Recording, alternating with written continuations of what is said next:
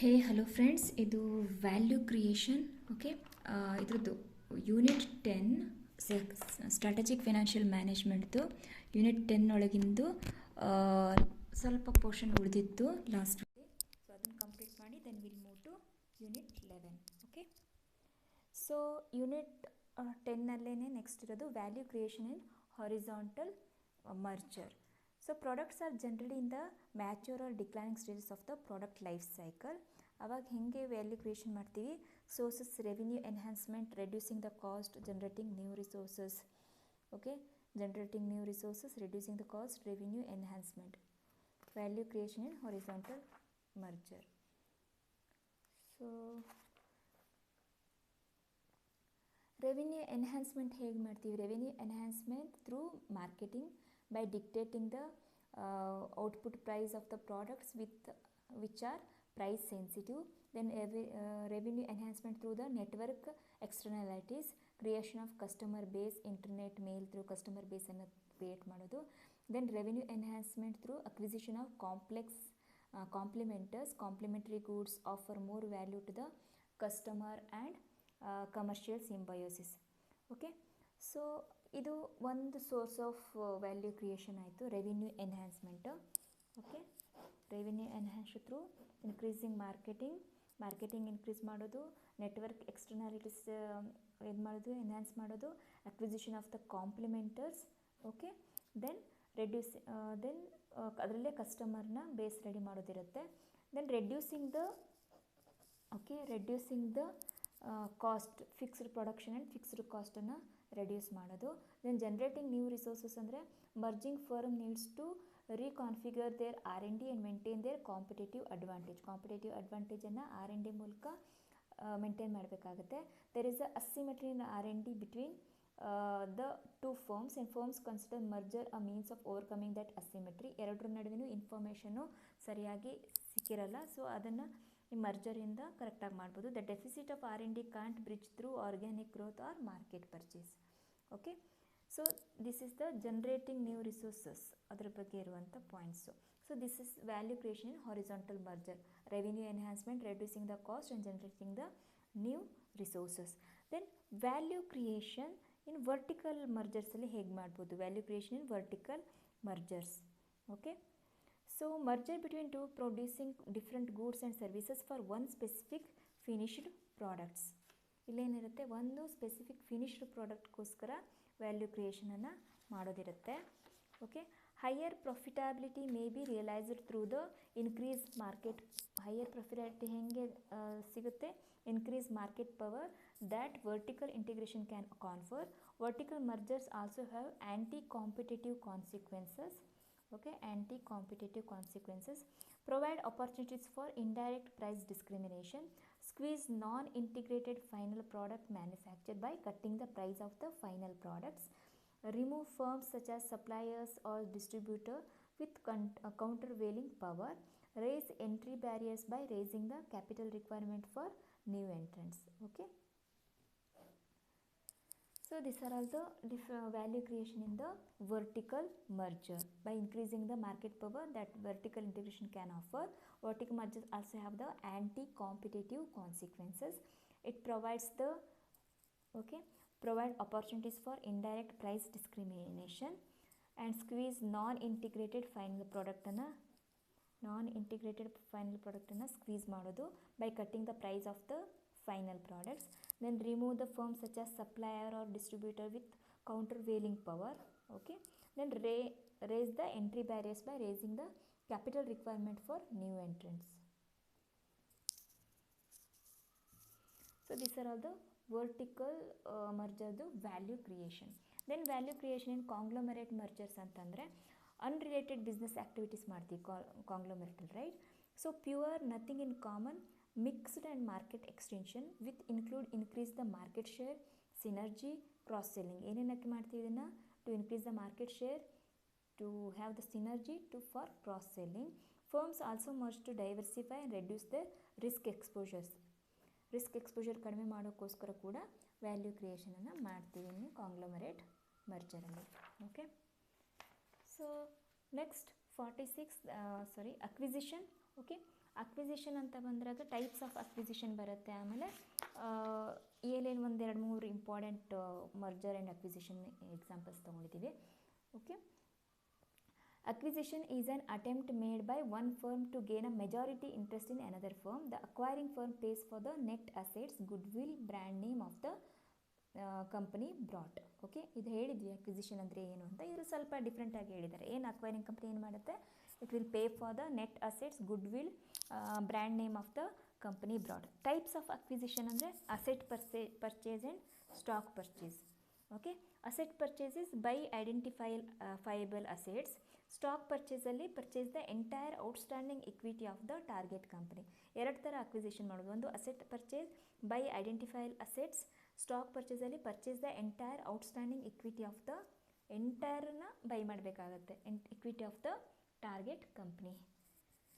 So some of the major ನಮಗೆ ಗೊತ್ತಿರುವ ಅದರಲ್ಲಿ ತುಂಬ ಎಕ್ಸಾಂಪಲ್ಸ್ ಕೊಟ್ಟಿದ್ದಾರೆ ನಿಮ್ಮ ಸ್ಟಡಿ ಮೆಟೀರಿಯಲ್. ನಾನೊಂದು 4-5 ತೊಗೊಂಡಿದ್ದೇನೆ. ತುಂಬ ಕಾಮನ್ ಆಗಿರೋ ಕಂಪ್ನೀಸ್ದು ಅಕ್ವೈರ್ ಆಗಿರುವಂಥದ್ದನ್ನು ತೊಗೊಂಡಿರೋದು. Okay, Vodafone purchase administering interest of the 67% owned by Hutch SR for a total worth of 11.1 ಬಿಲಿಯನ್ಗೆ ಏನು ವೊಡಾಫೋನ್ ಏನಾಗಿದೆ ಹಚ್ಚನ್ನು ಪರ್ಚೇಸ್ ಮಾಡ್ತು.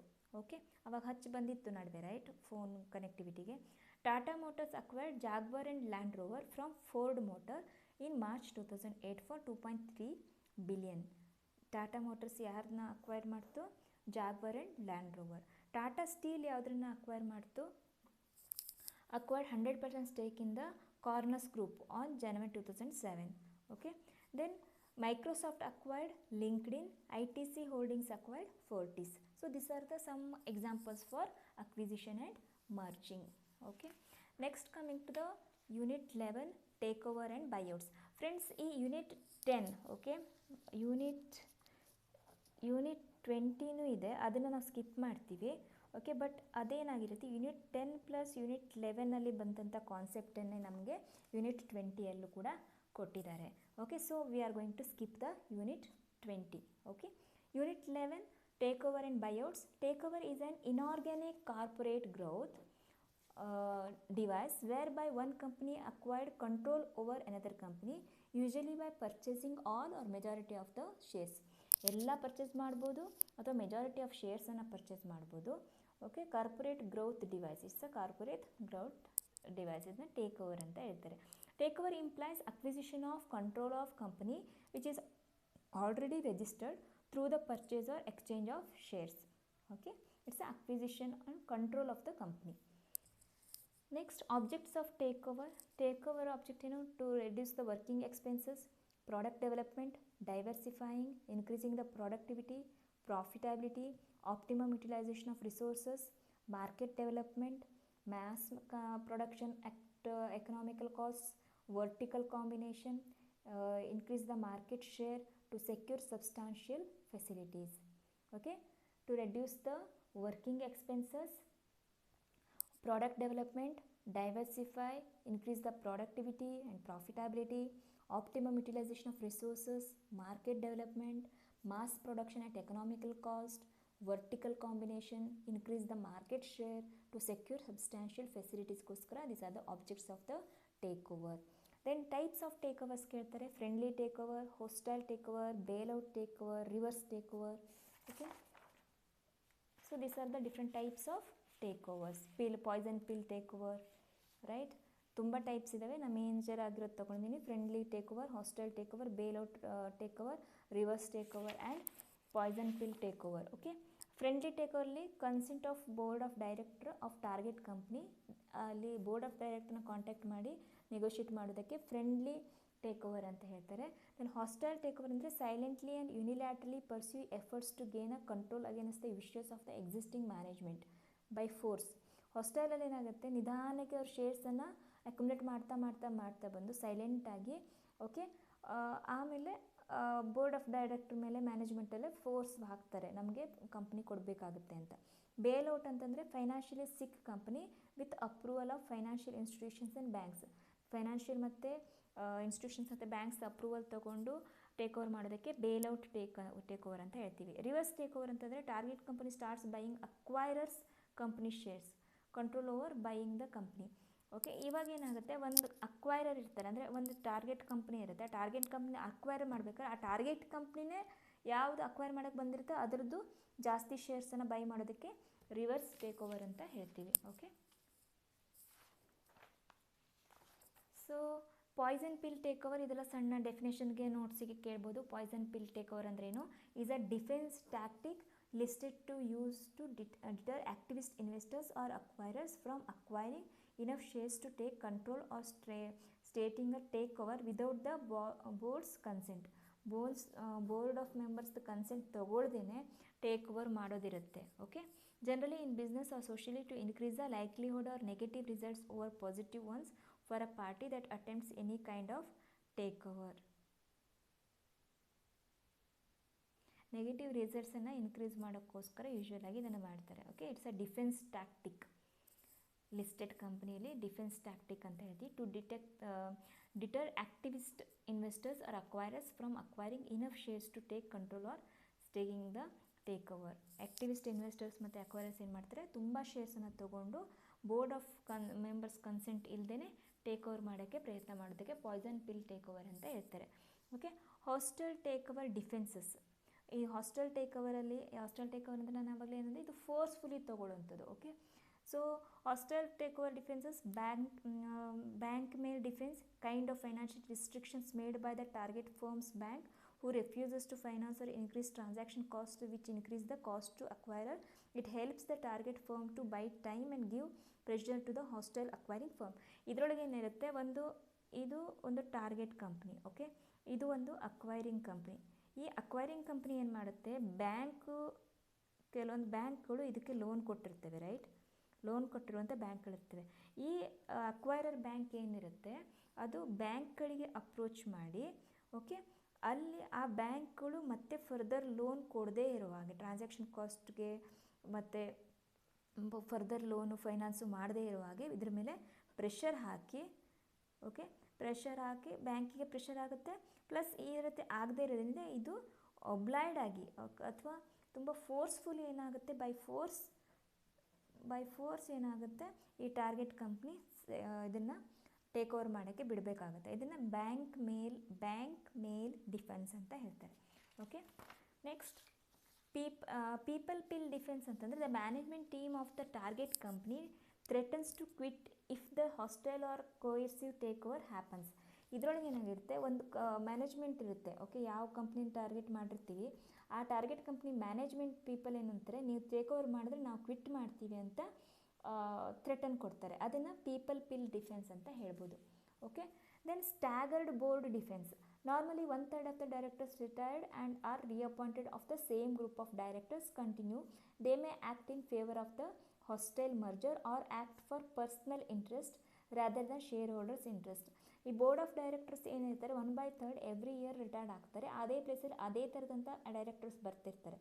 ಓಕೆ, ಸೊ ಡೈರೆಕ್ಟರ್ಸು ಒಂದು ಮ್ಯಾನೇಜ್ಮೆಂಟಿಂದ ಬಂದಿರೋಂಥ ಡೈರೆಕ್ಟರ್ಸ್ ಆಗೋದು, ಇಂಡಿಪೆಂಡೆಂಟ್ ಡೈರೆಕ್ಟರ್ಸ್ ಕೂಡ ಆಗಿರ್ಬೋದು. ಆದರೆ ಸ್ಟ್ಯಾಗರ್ಡ್ ಬೋರ್ಡ್ ಡಿಫೆನ್ಸಲ್ಲಿ ಏನಾಗುತ್ತೆ, ಬೋರ್ಡ್ ಆಫ್ ಮೆಂಬರ್ಸು ತಮಗೆ ಇಂಟ್ರೆಸ್ಟ್ ಬಂದಂಗೆ ಇರೋಕ್ಕೆ ಟ್ರೈ ಮಾಡ್ತಾರೆ, ತಮಗೆ ಇಂಟ್ರೆಸ್ಟ್ ಬಂದ ಕಂಪ್ನಿ ಜೊತೆ ಜಾಯ್ನ್ ಆಗಿ ಟ್ರೈ ಮಾಡ್ತಾರೆ, ಶೇರ್ ಹೋಲ್ಡರ್ಸ್ ಇಂಟ್ರೆಸ್ಟನ್ನು ನೆಗ್ಲೆಕ್ಟ್ ಮಾಡ್ತಾರೆ. That is called a staggered board defence. Then white knight defense. White knight can be a company or any person who offers higher bid. The hostile bidder may not be able to acquire the target company as it has to acquire at a higher price due to white knight's offer. ಇದರೊಳಗೆ ಏನಾಗುತ್ತೆ, ಒಂದು target company ಇರುತ್ತೆ, right, ಇನ್ನೊಂದು acquire company ಇರುತ್ತೆ. Okay, so ಇನ್ನೊಂದು ನಡುವೆ ಮತ್ತೊಂದು company ಅಥವಾ ಆರ್ಗನೈಸೇಷನ್ ಬಂದು ಹೈ ಬಿಡ್ ಮಾಡುತ್ತೆ ಅದೇ ಕಂಪ್ನಿಗೆ. ಆವಾಗ ಏನಾಗುತ್ತೆ, ವೈಟ್ ನೈಟ್ಸ್ ಬಿಡ್ ಅಂತ ಹೇಳ್ತೀವಿ. ಸೊ ಇದನ್ನು ಅಕ್ವೈರ್ ಕಂಪ್ನಿ ಜಾಸ್ತಿ ದುಡ್ಡಲ್ಲಿ ಈ ಟಾರ್ಗೆಟ್ ಕಂಪ್ನಿನ ತೊಗೋಬೇಕಾಗತ್ತೆ. That is white knight can be a company or any person who offers higher bid. The hostile bidder may not be able to acquire the target company as it has to acquire at a higher price due to white knight's offer. Okay, then safe harbor. In order to avoid unsolicited takeover to raise acquisition price, the target firm will acquire a troublesome firm to raise the acquisition price and make acquisition by other parties financially economically unattractive. ಇದರೊಳಗೆ ಏನಾಗುತ್ತೆ,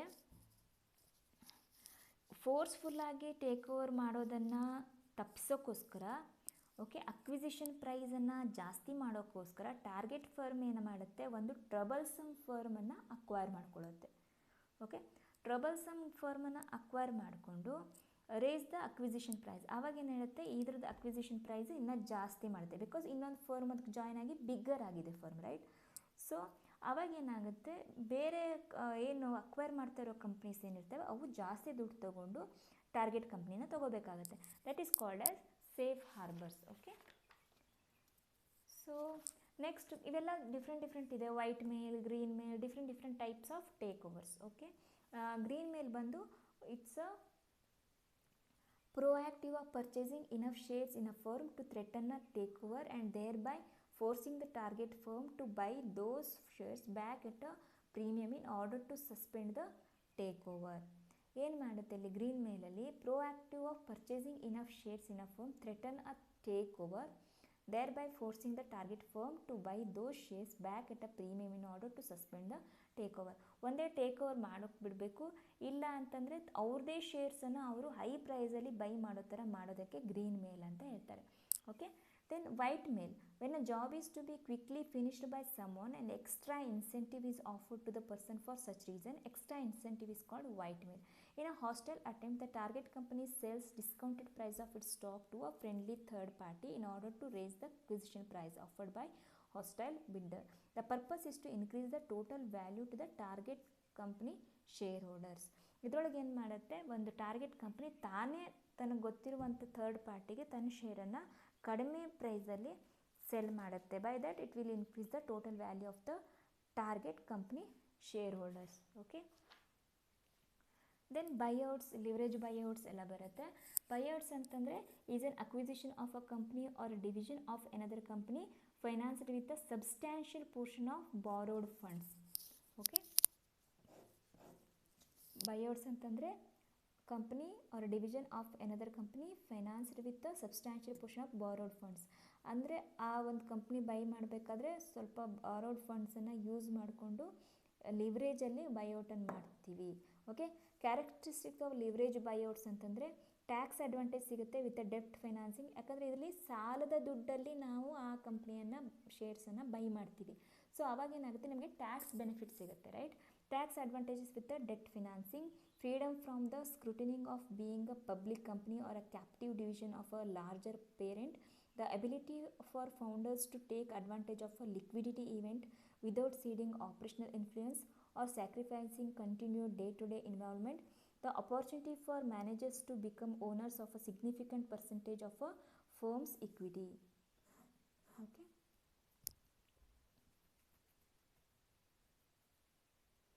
ಇದರೊಳಗೆ ಏನಾಗುತ್ತೆ, L B ಒದಲ್ಲಿ tax ಅಡ್ವಾಂಟೇಜ್ಗೋಸ್ಕರ L B O ಮಾಡ್ತಾರೆ, leverage buyouts ಮಾಡ್ತಾರೆ. ಮತ್ತು freedom from the ಇದು ಪಬ್ಲಿಕ್ ಕಂಪ್ನಿ ಯಾಕೆ ಮಾಡಿಲ್ಲ ಅನ್ನೋ ಒಂದು ಕ್ವಶನಿಂದ ಸೇಫ್ ಆಗ್ಬೋದು, ಯಾಕಂದರೆ ಅಲ್ಲಿ ತುಂಬ ಲೋನಿಂದ ಮಾಡಿರ್ತೀವಿ. The ability for founders to take advantage of a liquidity event without ceding operational influence ಆಗದೇ, ಓಕೆ, ಅಲ್ಲಿ ಅಡ್ವಾಂಟೇಜ್ ಲಿಕ್ವಿಡಿಟಿ ಅಡ್ವಾಂಟೇಜ್ ತೊಗೊಳಕ್ಕೆ ಹೆಲ್ಪ್ ಆಗುತ್ತೆ. ದೆನ್ ಇದು ಕ್ಯಾರೆಕ್ಟರಿಸ್ಟಿಕ್ಸ್ ಆಯಿತು. So then advantages of the L B O, okay, leverage buyouts. It can increase the management commitment effort because they have greater equity stake in the company. ಏನಾಗಿರುತ್ತೆ, ಇದು management commitment ಎಫರ್ಟನ್ನು ಜಾಸ್ತಿ ಮಾಡುತ್ತೆ. The enhanced performance due to L B Os which can realise a major gain to managers. Performance ಚೆನ್ನಾಗಾಗುತ್ತೆ. When employees are induced in on L B O, their increase in stake in the company success tends to improve their productivity and loyalty. Employee loyalty ಮತ್ತು productivity ಕೂಡ ಜಾಸ್ತಿ ಆಗುತ್ತೆ. ಇಲ್ಲಿ ಎಂಪ್ಲಾಯಿಗೂ ಕೂಡ ಸ್ಟೇಕ್ಸನ್ನು ಕೊಟ್ಟಿರ್ತಾರೆ, ಅವರು ಕೂಡ ಇನ್ವೆಸ್ಟ್ ಮಾಡೋದಾಗಿರುತ್ತೆ. All of sudden acquiring companies net worth and market share will increase. Okay, the interest tax shield resulting from the higher levels of the debt should enhance the value of the firm. Interest tax ಶೀಲ್ಡಿಂದನೂ ಇದಕ್ಕೇನು ಸಿಗುತ್ತೆ, ಡೆಟ್ಟಿಂದ ಒಂದು relief ಸಿಗುತ್ತೆ. Wealth transfer from old public shareholders to the buyout group, transfer them public bondholders to the investors. Public ಬಾಂಡ್ ಹೋಲ್ಡರ್ಸನ್ನು investors ಆಗಿ create ಮಾಡುತ್ತೆ, ಪಬ್ಲಿಕ್ ಶೇರ್ ಹೋಲ್ಡರ್ಸನ್ನು ಒಂದು ಬೈಔಟ್ ಗ್ರೂಪ್ ಆಗಿ ಕ್ರಿಯೇಟ್ ಮಾಡುತ್ತೆ. ಸೊ ವೆಲ್ತ್ ಟ್ರಾನ್ಸ್ಫರ್ ಆಗುತ್ತೆ ಇಲ್ಲಿ, right? So wealth creation from improved incentives for manager decision making and wealth transfers from the government via advantages, okay, via that advantages.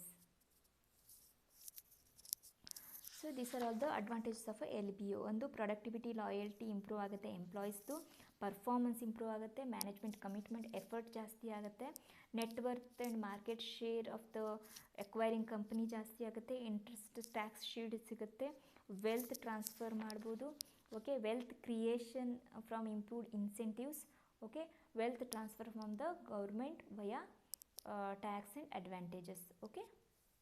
So disadvantage of L B O. L B ಒ ಇಷ್ಟೆಲ್ಲ advantage ಇದ್ದರೂ some disadvantages ಇದೆ. ಏನಿದೆ disadvantage ಅಂತಂದರೆ, disadvantage of L B O affect financial position as almost 90% of the total funds are financed out of the borrowed funds by mortgage in the assets of the acquired company.